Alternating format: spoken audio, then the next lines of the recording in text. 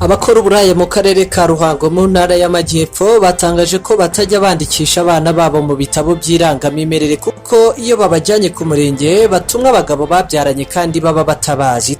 Itegeko riteganya ko umwana wese wavutse atarenze iminsi 30 atari yandikwa mu gitabo cy'irangamimerere.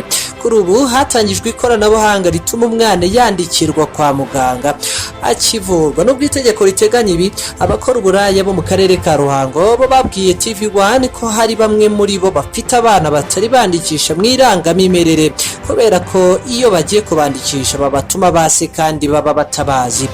Umwe muri bo yagize ati, nk'ubu mbyaye abana 6 njya kwandikisha umwana ku murenge bakambwira ngo nzane umugabo kandi ntawe ngira. Nk'ubwo icyo kintu mwakagombye kukituvugira bakatwandikira abana. Yakomeje agira ati, natangiye kubyara mfite imyaka 15, ubu mfite imyaka 26, n'abana 6, uwa mbere nzise n'uwa kabiri ariko abandi ndakeka.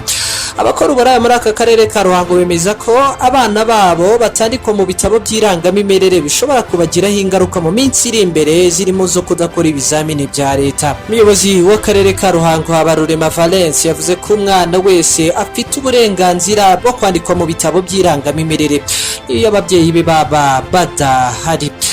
Yakomeje ashimangira ko kwandika umwana mu gitabo cy'irangamimerere ari uburenganzira bwe, anasaba abafite ikibazo cy'uko abana babo batanditswe babagana bakabafasha.